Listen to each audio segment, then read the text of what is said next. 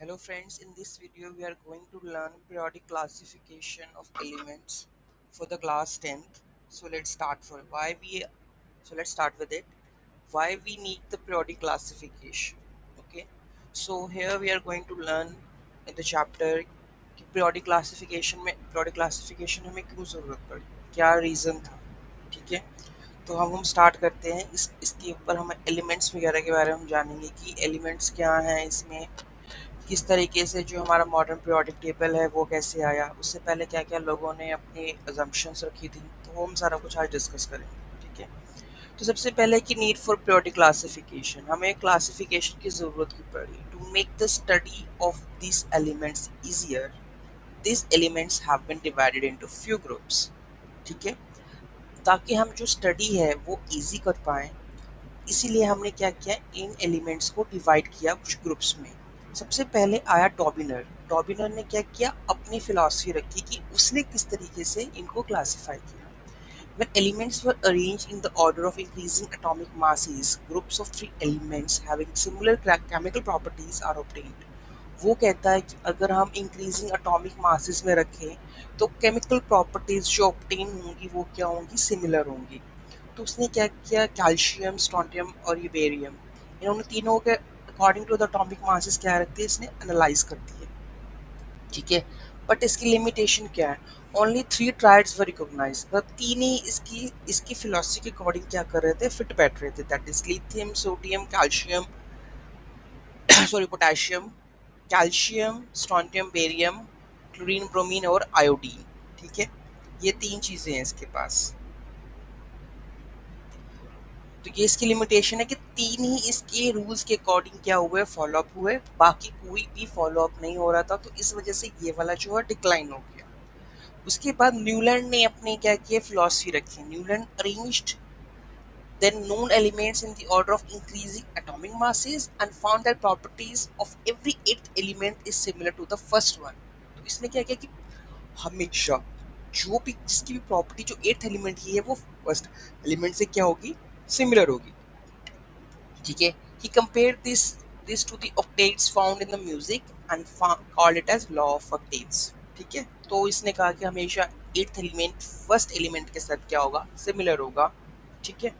तो इसने इसने ये हमें हमें दिया, जैसे सारे गामा पाधा निशा, जैसे कि उसका फर्स्ट एलिमेंट दोबारा रिपीट होगा, उसके बाद एट्थ एलिमेंट के बाद दोबारा फर्स्ट एलिमेंट रिपीट होगा, तो वो सेम केस ने बनाया.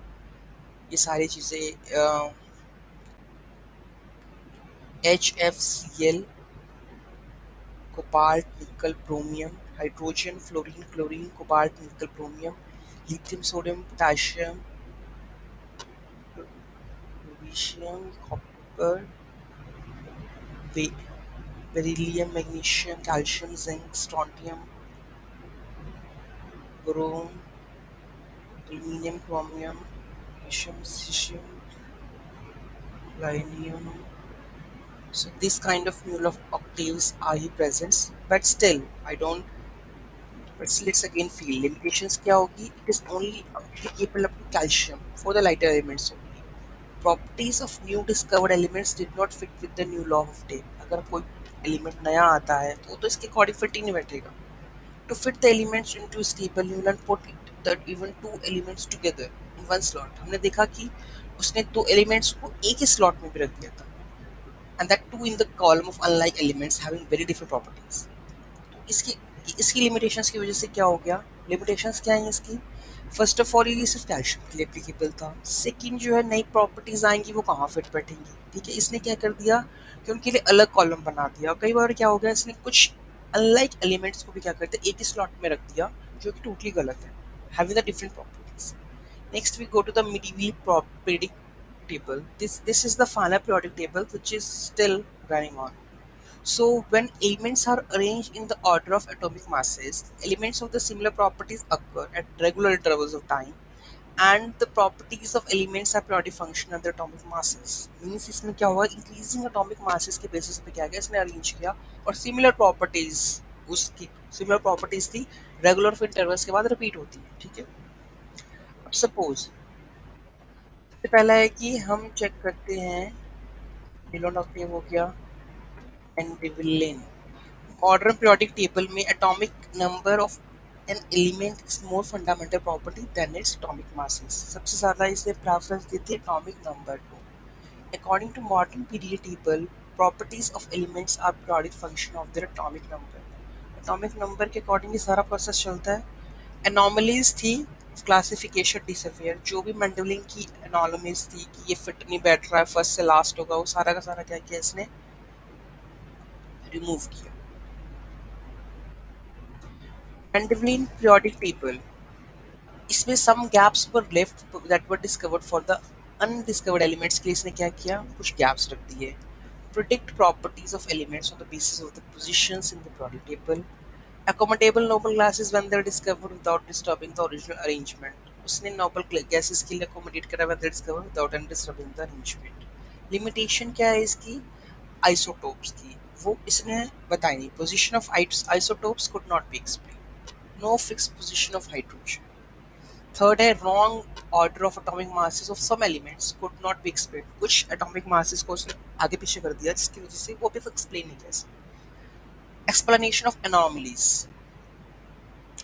Explanation for position of isotopes, same atomic number put at one place in the same group. इसने क्या किया, सेम एटॉमिक नंबर के एक ही प्लेस में क्या करते हैं, ग्रुप कर दिया आइसोटोप्स के। Cobalt with atomic number 27 came first and निकल 28 बाद में आया, शुड कम लेटर। ठीक है, ये नॉर्मलिसिस थी।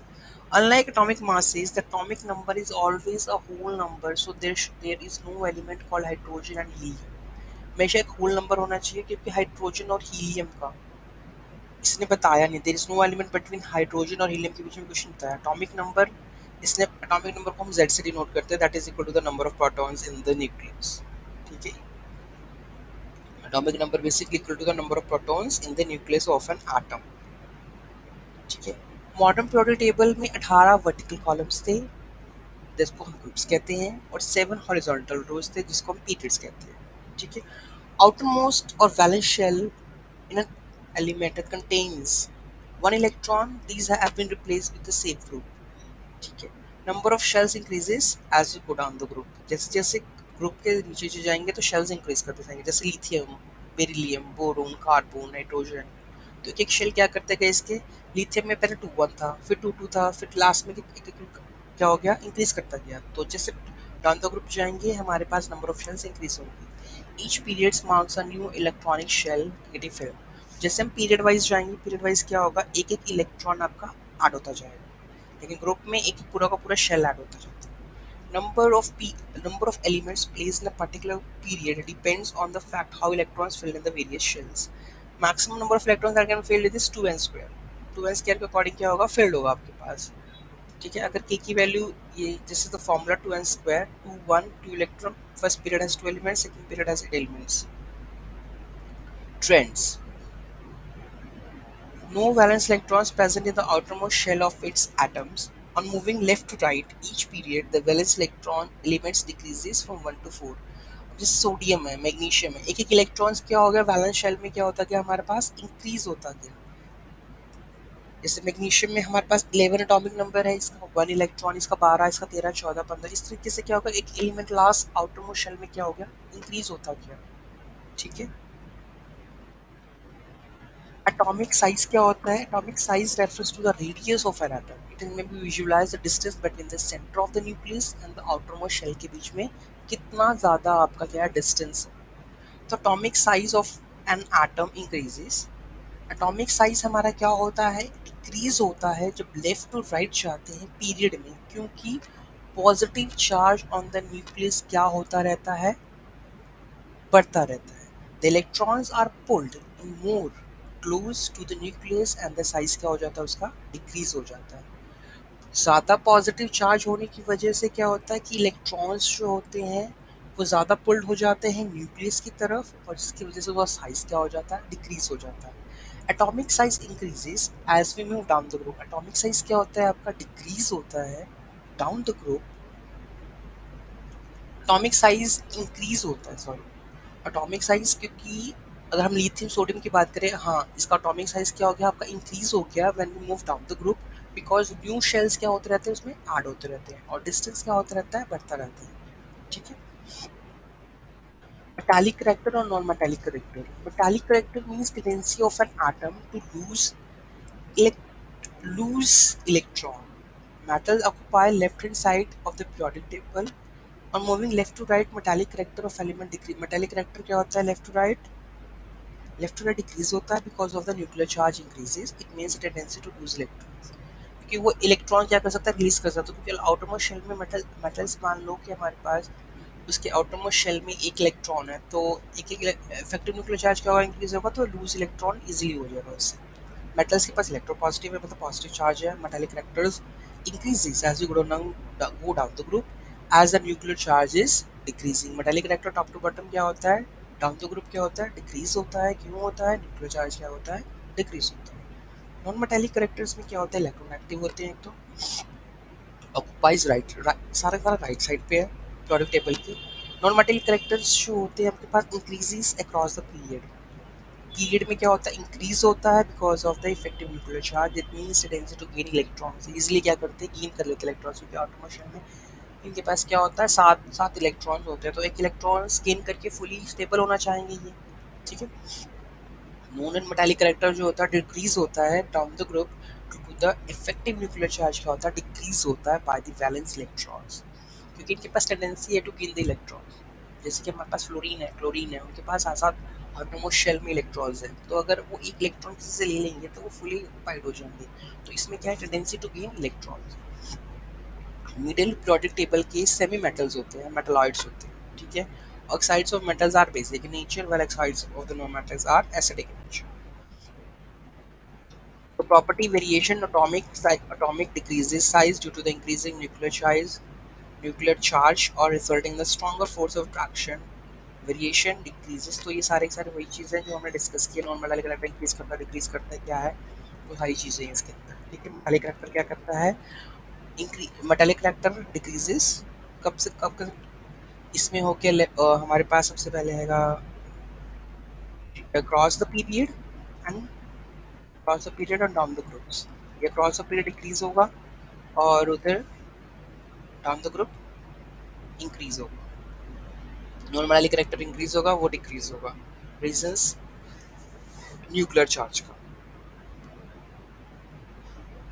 तो hope you will understand what is periodic classification of elements for the class 10th and if you have any doubt in the query I will explain you from that. Thank you so much for watching this video. Have a great day.